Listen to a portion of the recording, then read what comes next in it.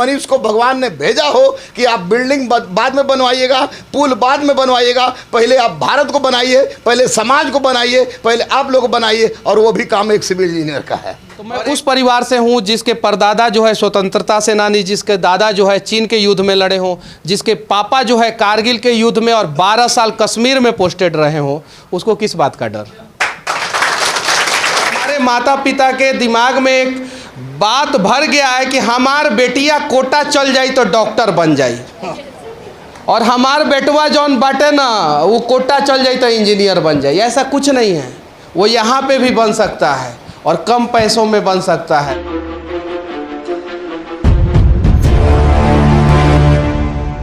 Media में बहुत लोग हैं, हजारों हजार लोग हैं, लेकिन मैं मनीष को वर्चुअली में इसलिए पसंद करता हूं कि बेबाक है, रोड कोड़ दे तब, यहाँ नगर निगम वाला घूस ले तब, राजेंद्र नगर हॉस्पिटल में घूस ले तब ऐसी परिस्थिति में या पुलिस का किसी साथ गलत कर रहे हो तब, तो आप लोग चूंकि दरोगा बनने जा रहे हैं तो बचिएगा रहिएगा इस पत्रकार से, तो निश्चित नहीं। यहाँ पे रोकना चाहता हूँ, बच के मत रहिएगा।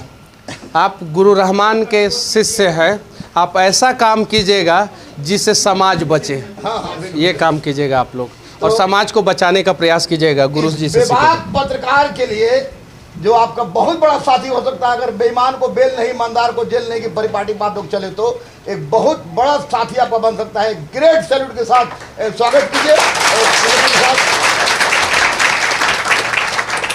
ये सारे लोग सब इंस्पेक्टर हैं, और निश्चित रूप से सब इंस्पेक्टर मनीष हम कहोगे तो सब कॉपी पर लिख देंगे, क्योंकि इन लोगों ने जिस कसमकस से पास किया है और फिर जो रेगुलर टेस्ट चलाते हैं यहाँ पर 6 बजे से, उसमें बहुत दूर दूर से बच्चा आता है। ये लोग हमको गिरफ्तार कर लेते हैं। नहीं।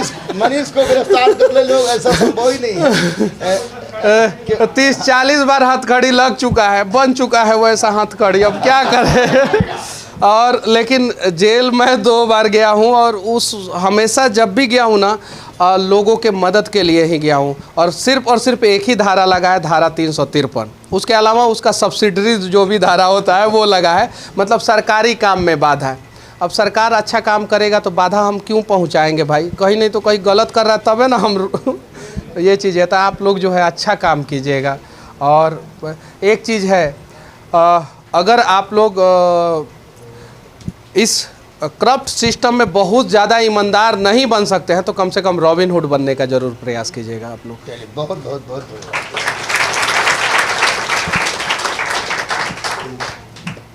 कुछ प्रश्न पूछना है पूछिए।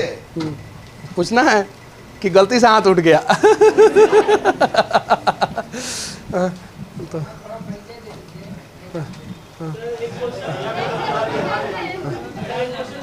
हाँ पूछिए ना। हाँ शायद नहीं है। क्या? हाँ मैं सिविल इंजीनियर हूँ।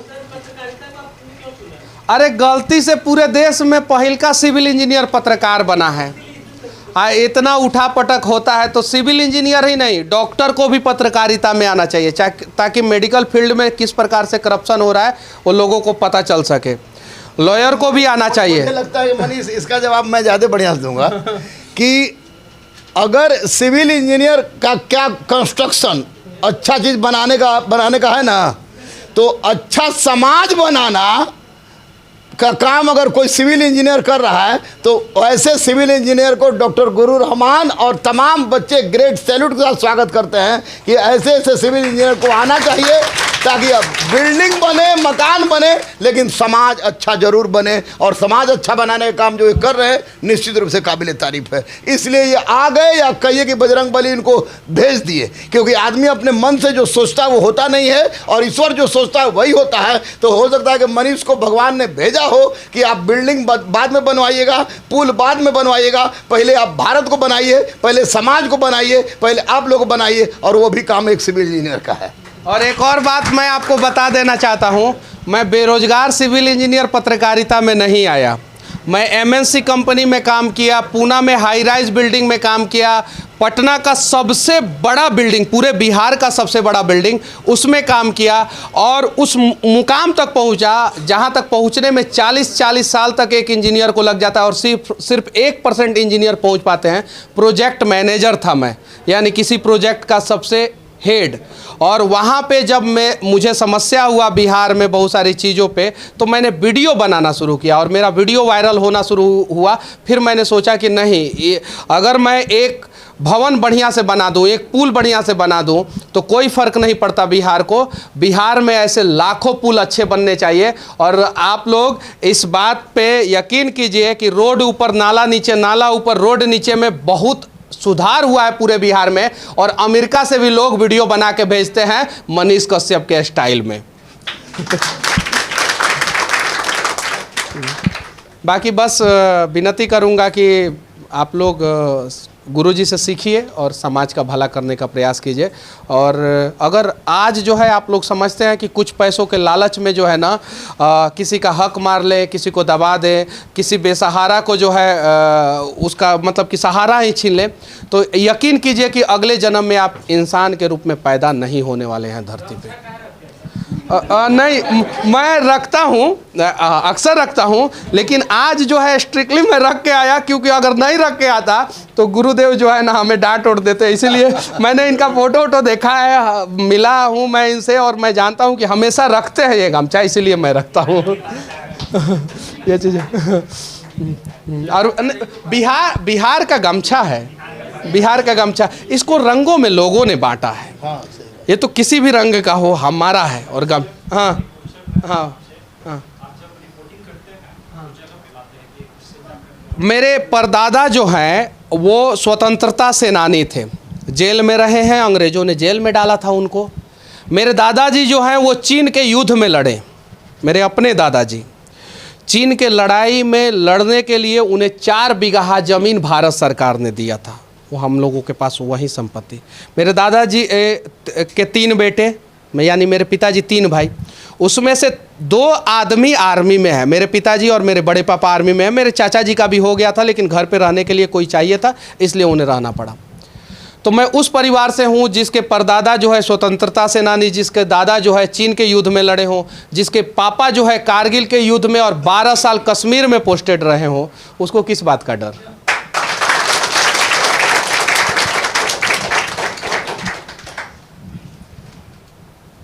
चला जाए, चलेगा बच्चे।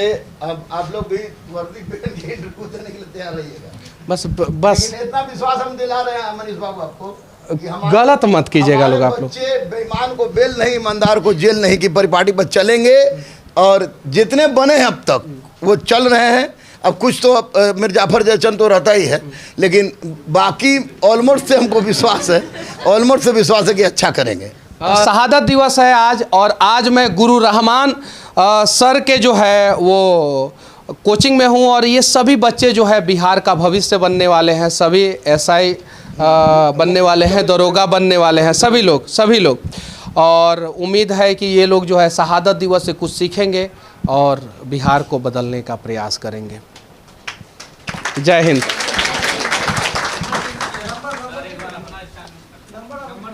कौन सी अपना स्टाइल में कर दे हो? भी अपने अधिकार के लिए कभी भी आवाज उठाना हो तो मनीष का सहयोग ले सकते हैं। निश्चित रूप से मुझे पूरा यकीन है, पूरा विश्वास है कि आप अपने उद्देश्य को प्राप्त करने में सफल होंगे। और मनीष की जो पत्रकारिता है, उस पत्रकारिता के माध्यम से आपको अधिकार को दिलवाने में ये सफल होगा, ये मेरा पूरा विश्वास है। बजरंग बली के सामने खड़ा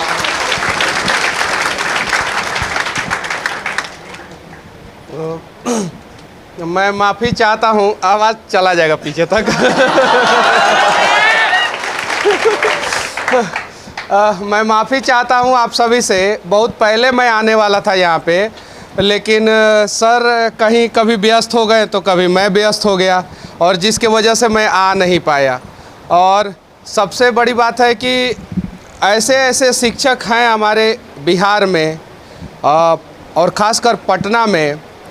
सब कुछ होने के बावजूद भी हमारा शिक्षा का स्तर सही नहीं हो रहा है। क्यों? उसके पीछे बहुत सारा रीज़न है। ऐसे ऐसे शिक्षक